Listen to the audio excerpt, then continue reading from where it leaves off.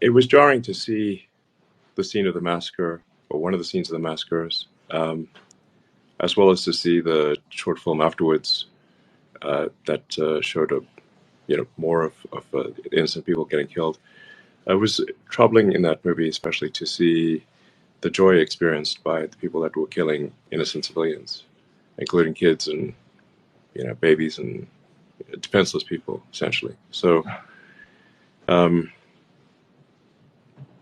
it's one thing if obviously if civilians die accidentally, but if it's another thing to revel in the joy of killing civilians. That's not, that's frankly that's evil. I mean, the rebuttal is often made that but Israel has killed civilians, also in Gaza. But there is an important difference here, which is that Israel tries to avoid killing civilians, doing everything it can to avoid killing civilians, and there's not sort of joy expressed. I mean, it was troubling to see massive protests in almost every major city in favor of Hamas, they're generally characterize it as sort of a free Palestine movement. And I think one can generally agree that we want a good future for Palestinians, and we want to I mean the challenge is really how do you get rid of the ones who are hell-bent on murdering Jewish people, while minimizing civilian casualties, and then ultimately stopping the sort of propaganda that is convincing people to engage in murder.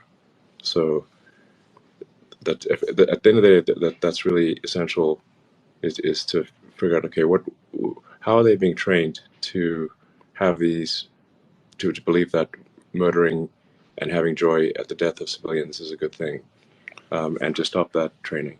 It's important to pair firmness in taking out the terrorists, those who are intent on murder, and then at the same time to then help those who remain, which is also what happened in Germany and Japan. Exactly right.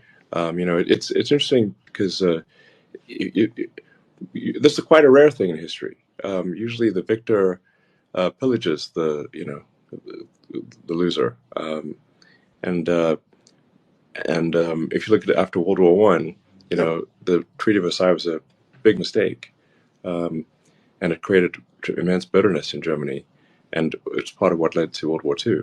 And then World War II, that people realized, listen, we actually need to rebuild the economies, and instead of punishing them. And so, you had the rebuilding of Japan, rebuilding of Germany and much of Europe, and then we've had peace and prosperity for a long time. Those who are intent on murder must be neutralized. Then the propaganda must stop. That is training people to be murderers in the future, and then making Gaza prosperous. And if that happens, I think it will be a good future.